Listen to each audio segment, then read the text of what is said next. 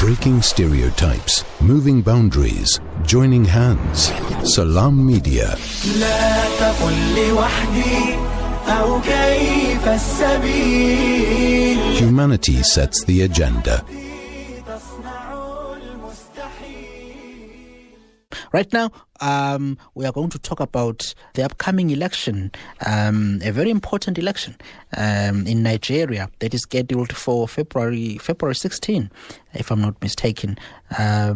So the presidential race rages on, and if you want to make sense of these issues in the African continent, there is no better guy to talk to than Ibrahim Anoba.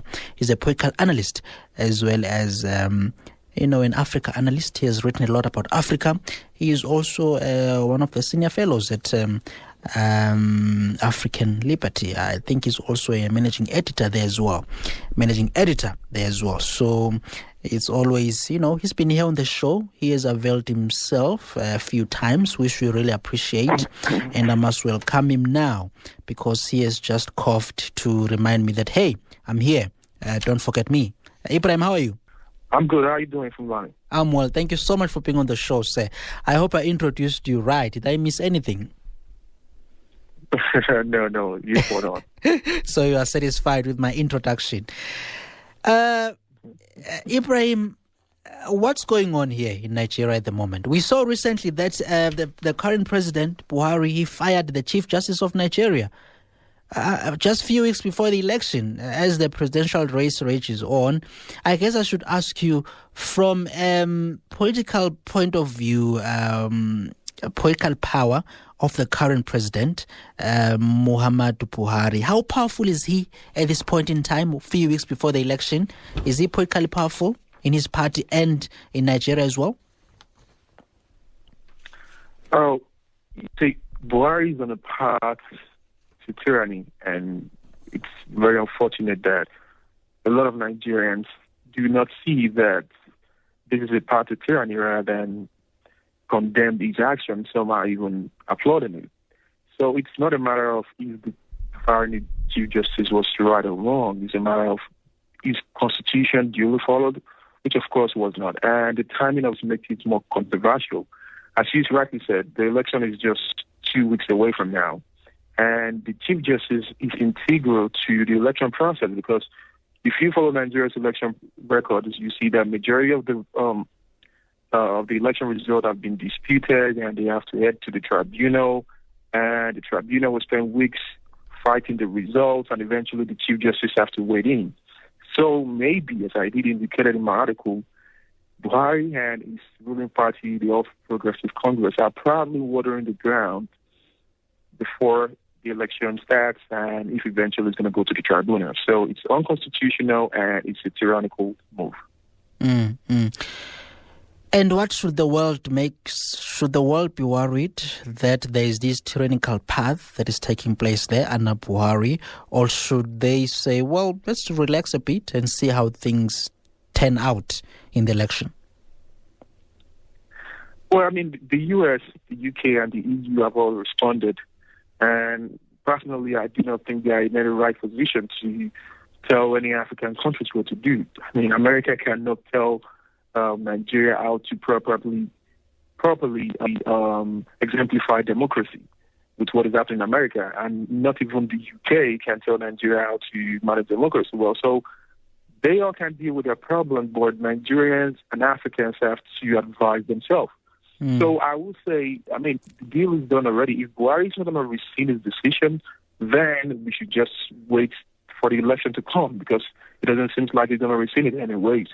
And if Nigerians and Africans generally keep talking about the CJ hand firing or judicial process not being duly followed, it's taking the debate off from the main topic, which is the economic situation in Nigeria, which is very embarrassing, the security situation, and the witch hunt the president is calling corruption fight. So Nigerians need to move away from this distraction of the CJ hand, let the judicial arm of government battle that, and let's continue discussing the main issue of Nigerian life. Will he win, Ibrahim? I've heard rumors that he's not even, campaigning efficiently, or whatever.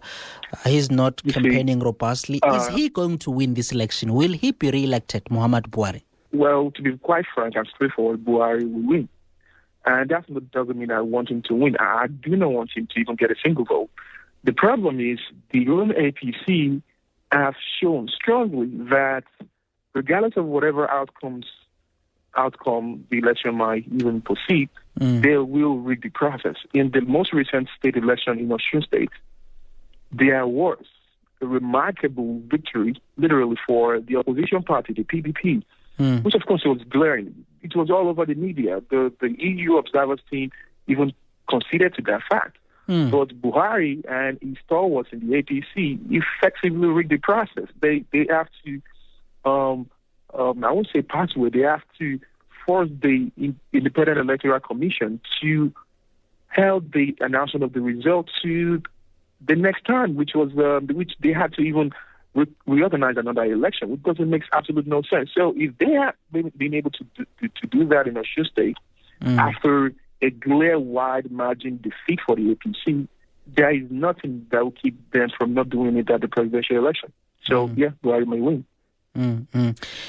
And there's this gentleman, right, whom when I was reading, they say that he was the vice president of former president, when President Olusegun Obasanjo was the president, this gentleman was the vice president. And he's the main contender or the main opponent of Muhammad Buhari, and that is Atiku Abubakar. Does he have a shot here, Ibrahim? What is his message? Well, you see, there is absolutely no difference between Buhari and Atiku. We have Buhari, whom Donald Trump calls a lifeless leader, and who won't even perform anyways. And you have Atiku Abubakar, who have one of the most embarrassing record of corruption. He's probably the most corrupt individual in the country. And he's just Atiku Abubakar, two uninspiring candidates. Yeah, Atiku Abubakar. It's a race between two uninspiring candidates. Neither of them deserve to be elected. Atiku needs to be tried, and if found guilty, charged with corruption. Corruption allegations that even exceed what we've conventionally seen in Africa. He just needs to answer to some charges leveled against him in the past few years. And if you look at his record, he has absolutely nothing political to show for it. He was the vice president to Olusegun Obasanjo throughout the 8 years, and there was literally no significant development in terms of life quality, security, or economic development for him to even show for it. He was just a figurehead. So I think the PDP has chosen the wrong candidate to lead them to the polls next 2 weeks. It's just a race between two uninspiring candidates. Then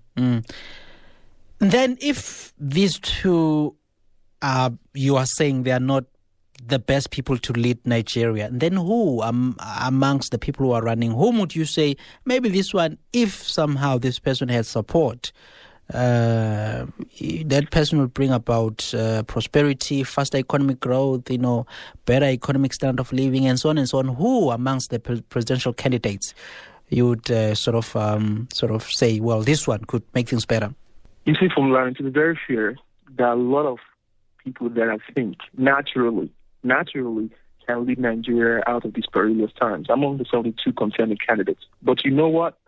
The political system in Nigeria is so corrupt and stinks of maladministration to the extent that whomever comes into power will be consumed and overwhelmed by the enormity of corruption and the enormity of lack of incompetence in the Nigerian political system.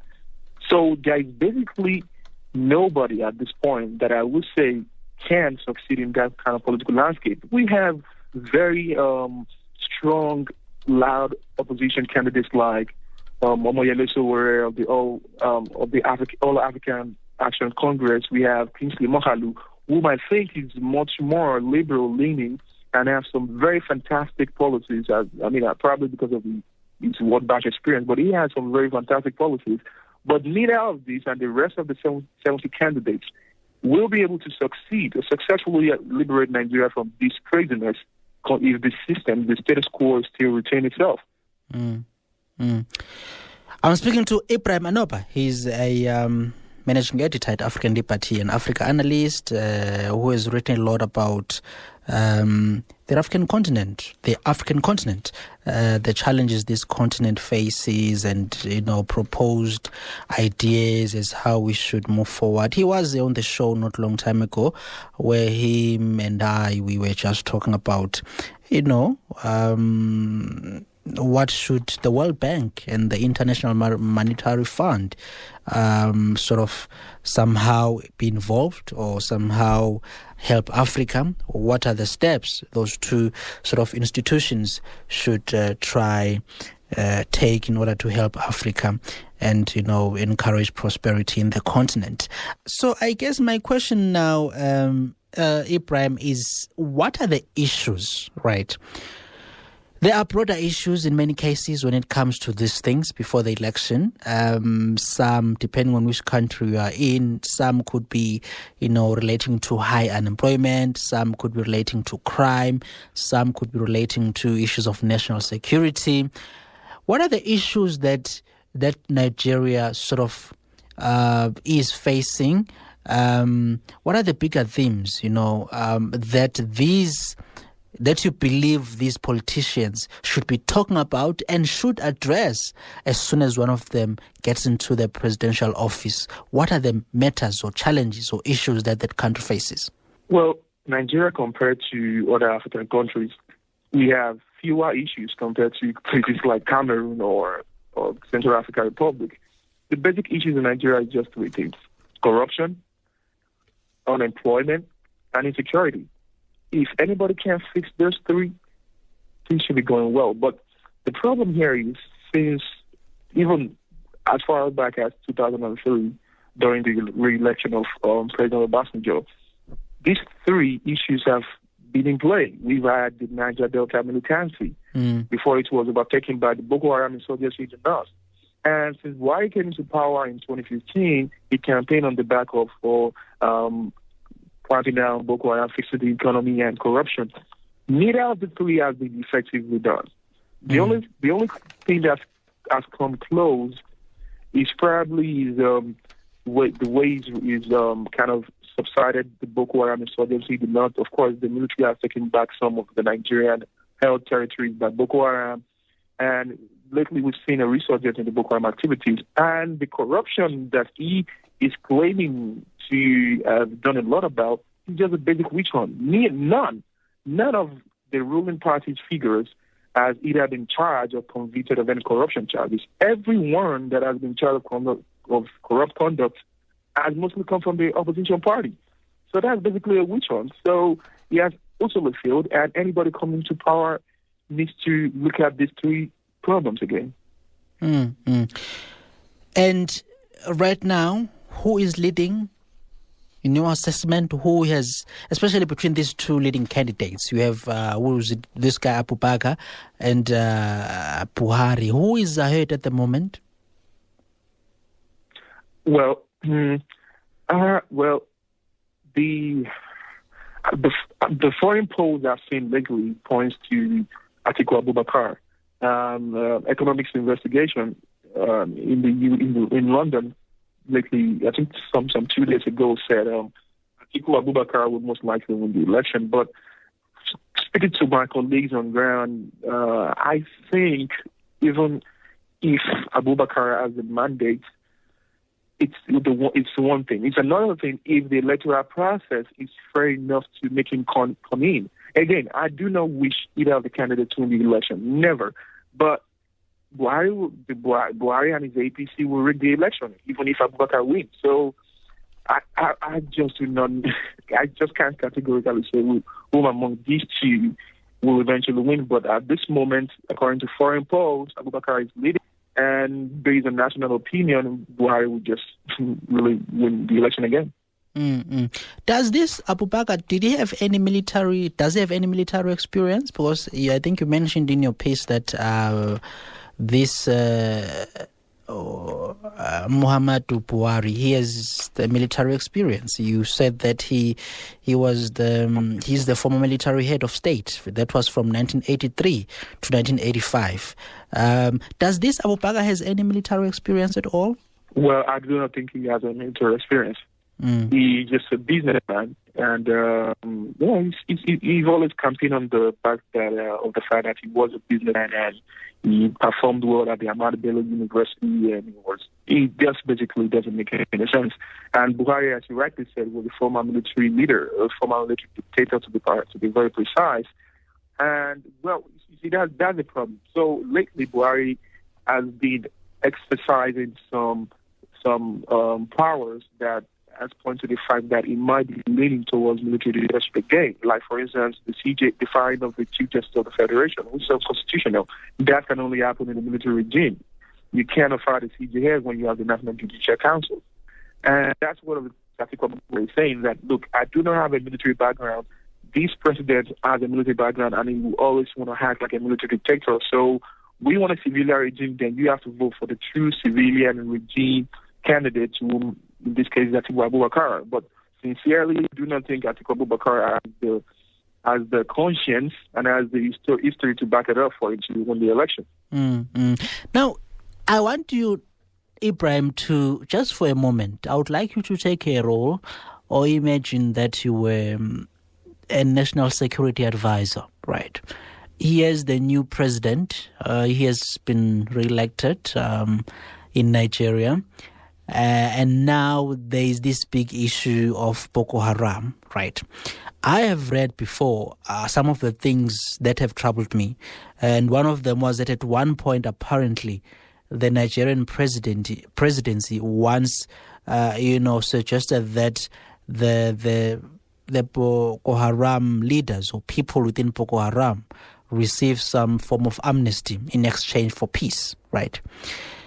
I guess my question is, if you were a national security advisor sitting there after the election with the new administration, how would you advise them to tackle Boko Haram? How would they have to eradicate it, defeat it? What would be the strategy you would offer them?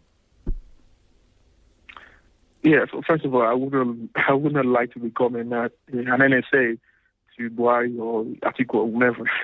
But if I would advise, well, I mean, the problem, as we've seen generally, as regards terrorism or Islamic influenced terror activities or insurgency, is that often than not, the problem is much more social. And as a matter of fact, the problem of Boko Haram is much more social than its military. If the Nigerian government and its allies are focusing like 100% or a majority of their efforts on the military aspect, are not addressing the underlying factors leading these people to joining Boko Haram, then we're not even doing anything right. The main reason why these people are joining Boko Haram, or why they're not, is so fragile to Boko Haram penetration, is because they do not have, majority of the people do not have strong educations. They do not have strong financial security. And these are qualities, or these are conditions that might lead an individual to joining insurgent groups. So if I was to be the NSA, I would rather focus more on the social underlying issues rather than explicitly focus the effort on military engagement, which of course hasn't yielded significant result. And those issues would be, you've just mentioned education, issues of, I would say, unemployment, issues of the economy, poverty and all that. Now, we have South Africa, which is just, it's not close at all to Nigeria. And it also has its own domestic politics taking place this year. We have our own election, which is in May, April. What do you think should be any form of cooperation between South Africa and Nigeria, especially maybe, say, after our election, when both countries have sort of departed from the election period and have moved on into sort of the time when now things have to be done? What would be the key points that we could collaborate with, Nigeria and South Africa as well? Yeah, so that's very relevant because Nigeria and South Africa are still the strongest economies in sub-Saharan Africa. And it's very paramount for these two countries to serve as the beacon of first democracy and economic prosperity to the rest of the continent. We can serve as inspiration. So it's very paramount that we extend our bilateral relations, especially as the economy and the cultural aspect. And we've seen in the last few years the way that the South Africans have treated some Nigerians, which is of course not fair. And we've also seen some very hostile opinion about South Africa in the Nigerian media space, which is of course not okay. So both parties need to go beyond just trying to play the big brother in Africa, that to become very cooperative and first of all manage their own bilateral relationship very well, and also serve as a beacon for the rest of Africa. We have elections coming up in other places. We had the recent election in DR Congo, very disputed election.